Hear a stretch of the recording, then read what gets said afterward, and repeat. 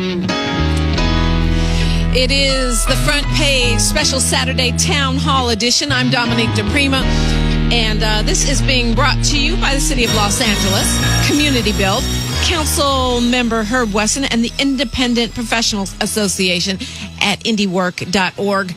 I want to quickly thank Bobo Aaron Arnell, Ariel Harris, and Ed Sanders, the team behind the team, making it happen this morning. And now I am so happy to have with us on the show the President and Chief Executive Officer of the California Endowment. That's a health foundation established in 1996 to take on the health needs of California.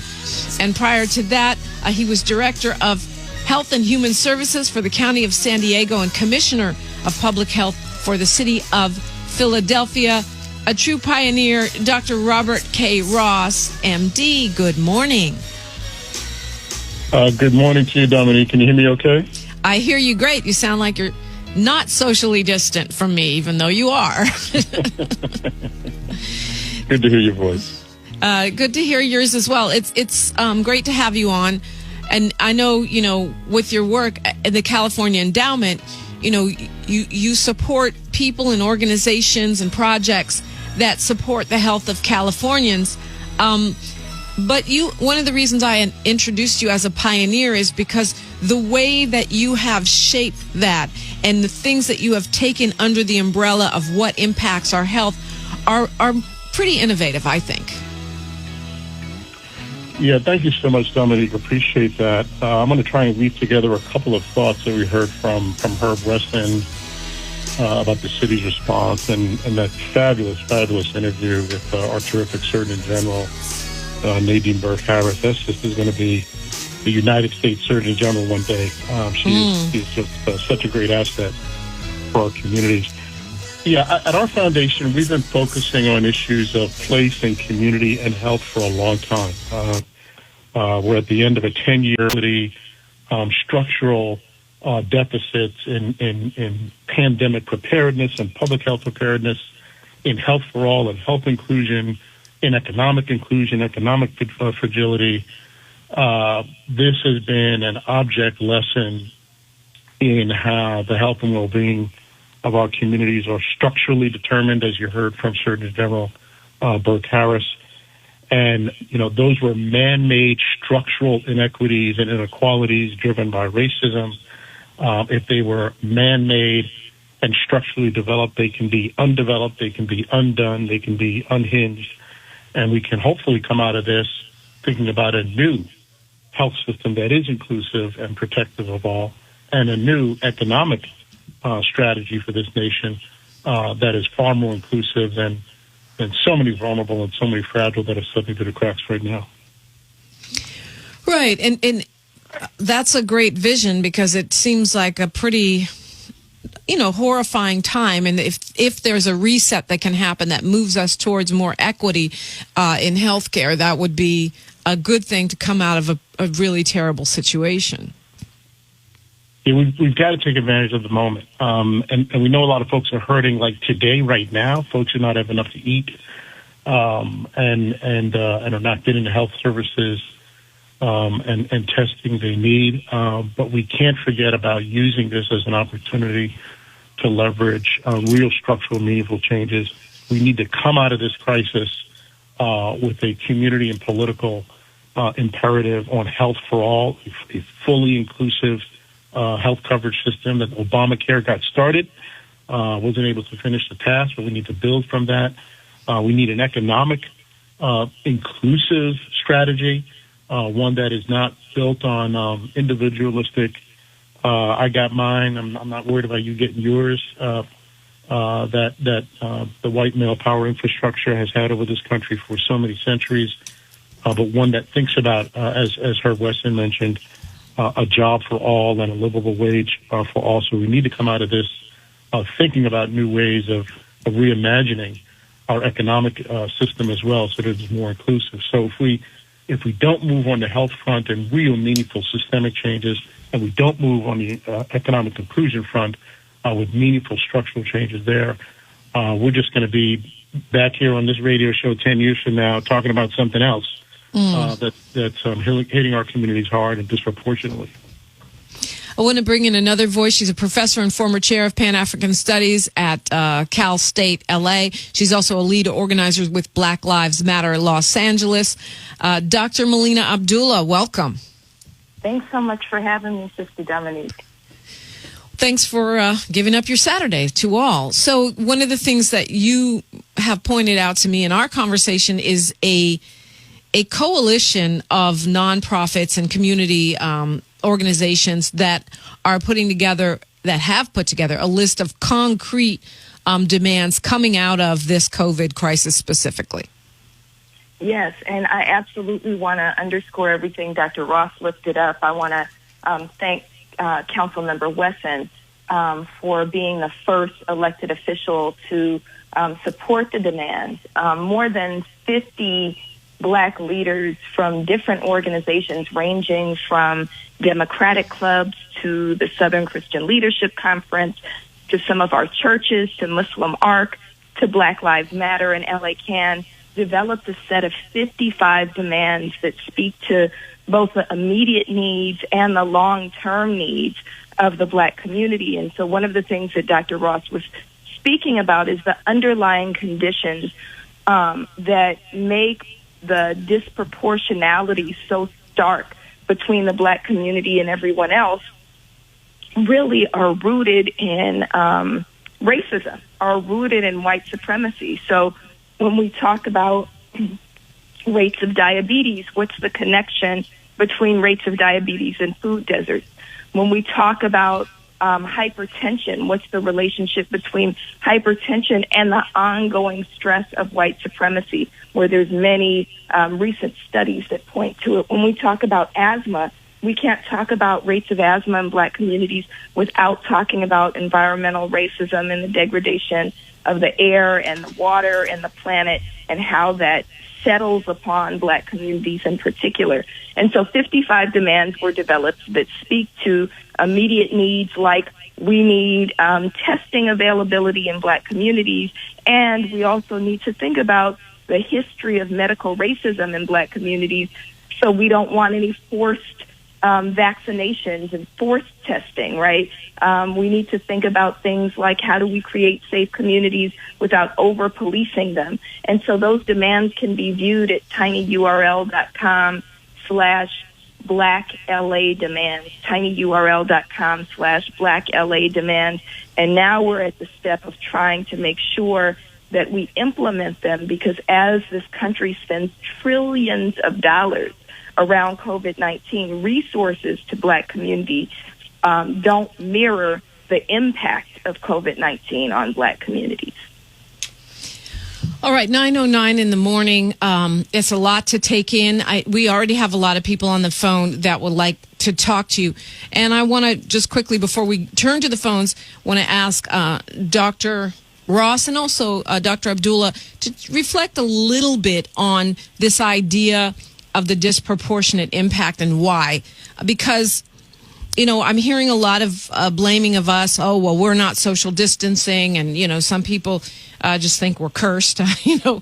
But one of the things is a great article I was looking at in salon.com and one on the Griot, talking about how we tend to be in those jobs, you know, whether it's those gig economy jobs or whether it's grocery store jobs or situations that put us at risk, not because we're not social distancing, but because we are often placed on the economic ladder. I wonder if you could elaborate on that or other things that you've observed about why Black people are more at risk from COVID.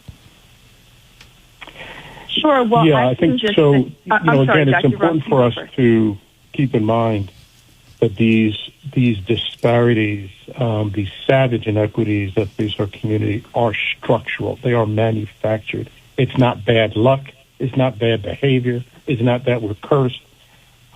These things have been in the making, as you heard from previous speakers, and from the professor, for a very long time. Here, let me just, for a minute, Dominic, let me just talk about what we're trying to do to rebalance that equation into equality.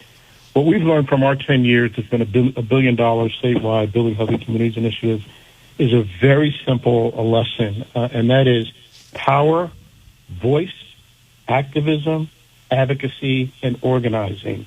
Those are the ways to undo the structural inequalities.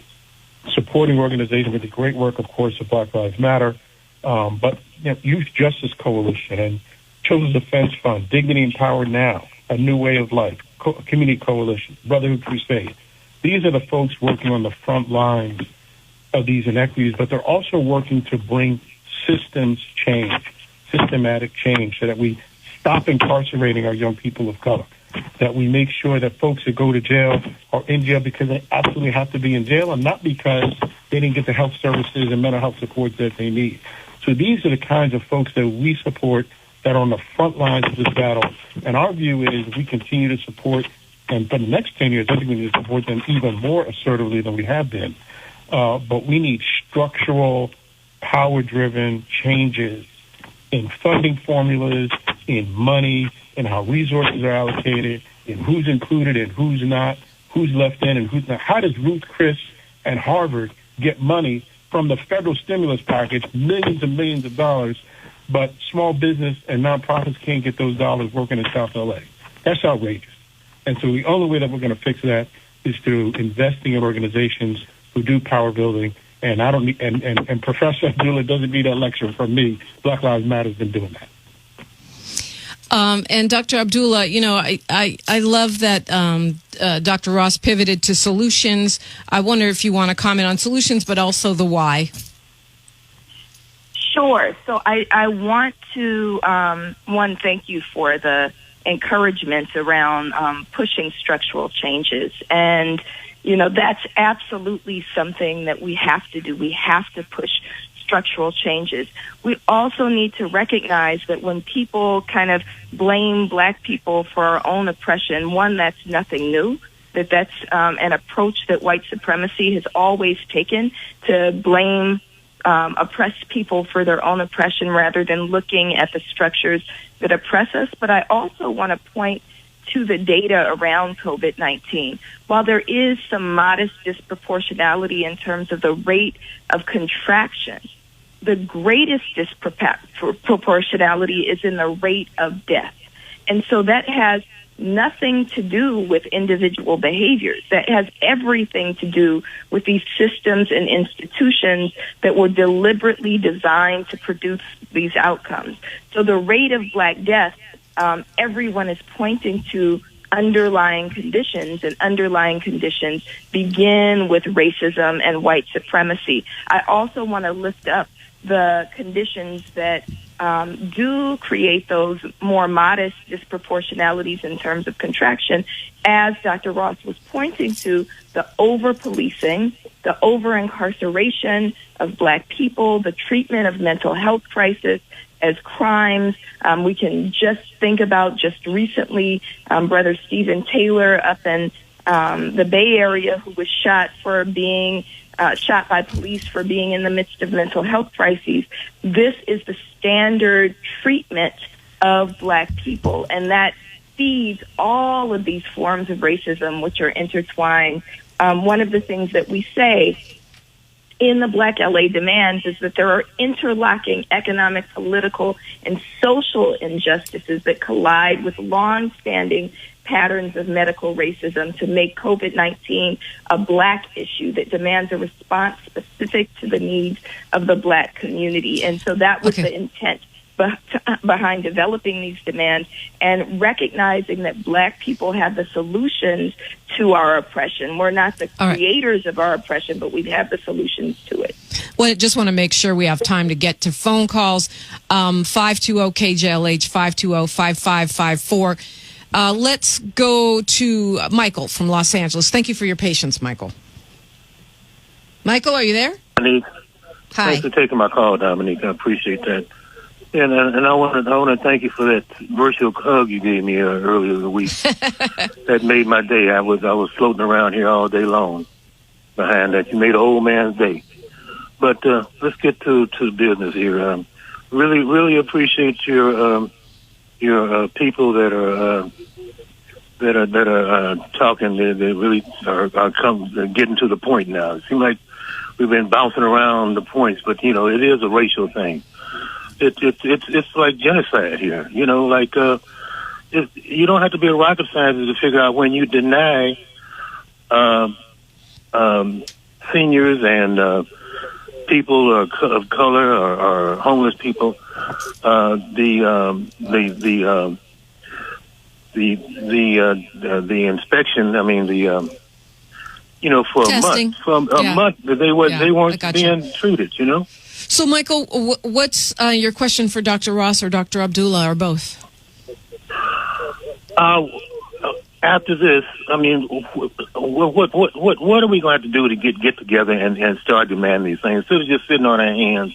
We got to make this thing happen because we're under attack. They annihilated 90% of the Indians when they came over here. I mean, this thing is real.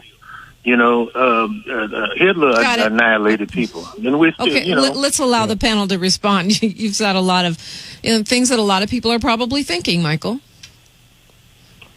Yeah, Dominique, let me offer one potential concrete real-time suggestion. I've just been named to the governor's Business and Economic Recovery Task Force.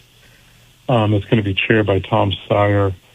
It's a group of, I don't know, maybe 50 or 60 people from around the state, from civic and business leaders. And how do we not only think about recovery, but in my view, how do we rethink and restructure the economy for inclusion?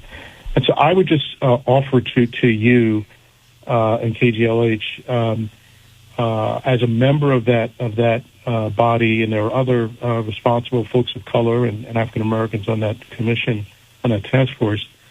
I'm prepared to participate in any kind of town hall to hear from folks that are directly impacted by the economic devastation of this crisis.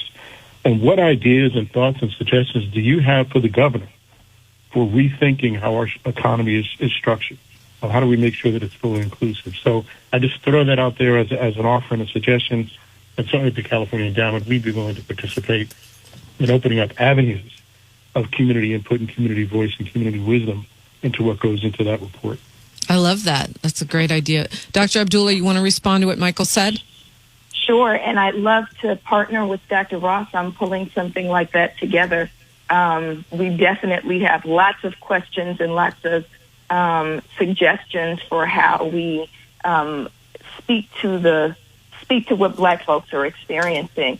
For Brother Michael, who just called in, please log on to the demands. You can go to tinyurl.com/BlackLA demands and encourage your elected officials to take a position on those demands and take hold of those demands. So those were released almost exactly a week ago, and we've heard back from LAUSD Superintendent Austin Buettner. We're in conversations with them to talk about what our students need, what Black students in particular need, and we've won a couple of those demands and are working with the school district on others. We've also heard from Herb Wesson, who supported the demands. However, many of our elected officials have not weighed in yet, and so we need a chorus of voices. We just want to lift up the Black Lives Matter and many of the organizations that convene to develop the demands are just regular people. So I have a whole nother job. Lots of us, there's hundreds of us who are members of Black Lives Matter. We don't work for BLM. We don't take a check from BLM. We're just regular people. And so we need other regular people to recognize that pushing for Black freedom and fighting against injustice on our people takes all of us. So we want you to make sure you call your elected officials because they're going to need to implement this. We're also hoping that the task force that Dr. Ross is a part of, I know Sister Angela Glover is also a part of it, will speak specifically to the conditions that Black Californians face, and we're partnering with APTP, Anti-Police Terror Project, up in the Bay to develop a set of statewide demands as well. Okay. I want to keep it moving so we can get to phone calls here. Let's go to Jackie calling us from Los Angeles. Good morning, Jackie. Good morning, everybody, and thank you for having this town hall meeting. And Dr. Melina, thank you for going to Jackie Lacey's front door because she needed to be confronted. But my question is, I want to know what is going to happen with all the homeless people that they've sheltered in place in different hotels, motels, and trailers. Got it. After this curve goes down, are you guys going to kick them back on the street? Got it. I don't know if Dr. Ross or Dr. Abdullah can answer that question, but I know a lot of us are probably wondering that. Yeah, I can. Yeah, I mean, obviously, a question may be better suited for a gentleman named Herb Wesson and Mark Ridley Thomas, as they're at the point of strategy on that. But I think before COVID-19, the homelessness crisis was staring us in the face about savage and incredible inequity and inequality. I mean, homelessness is created by hopelessness, the kind of hopelessness from years of trauma that Dr. Nadine Burke-Harris referred to. So I would just put the homelessness issue, just as we need a new narrative and a new strategy of inclusion for health and for economic inclusion, obviously housing needs to be on that list as well. So hopefully we come out of this with a renewed, energetic spirit for meaningful, serious reform in housing, in economics, in health and healthcare, and not just shrug our shoulders and go back to business as usual. So just very quickly, I want to speak to two of the points that you raised. One, Jackie Lacey continues to prosecute low-level crimes during this pandemic, something that she is not supposed to be doing, but she continues to do. So we need to continue to pressure Jackie Lacey. We continue our protest and online forum every Wednesday at 4 o'clock on Instagram Live at BLM Los Angeles. The houseless issue, please follow the work of the Los Angeles Community Action Network. Houseless communities had to create their own hand washing stations. They have been demanding both temporary housing as well as long-term housing. We had to fight to get those hotels opened. That's not something that elected officials did on their own, and there's not enough of them. So we need to continue to fight, and you're absolutely right. Elected officials are already talking about, well, we can't do this forever. How do we move people back onto the streets? We can't be doing that. We have to, this is a moment, and Dr. Ross mentioned this, crisis moments offer opportunities to have new solutions. Everybody deserves to be housed. We want long-term, permanent, safe housing for all of our people. And we know the unhoused population is also disproportionately black. In the county, it's 44% black, in a county that's only 9% black. Okay, up against the clock right here, so I'm going to have to ask you, Dr. Melina Abdullah, just quickly, what would you leave us with this morning? I just want to lift up that we can change things. So people talk about disaster capitalism. This is a disaster moment for people who know that we need to transform the world that we live in. So please, everybody, log on to those demands, tinyurl.com/Black LA demands. Get involved. Follow BLM Los Angeles on Instagram, BLM LA on Twitter. And Dr. Robert K. Ross, what would you leave us with this morning? A couple of things. One, thank you so much, Dominique, for your leadership and how you show up with our communities. Secondly, practice physical distancing. I prefer the term physical distancing to social distancing. We still need each other socially, but practice physical distancing. This is no joke. And then lastly, vote. Vote, vote, vote. Well, Dr. Melina Abdullah and Dr. Robert K. Ross, thank you both so very much.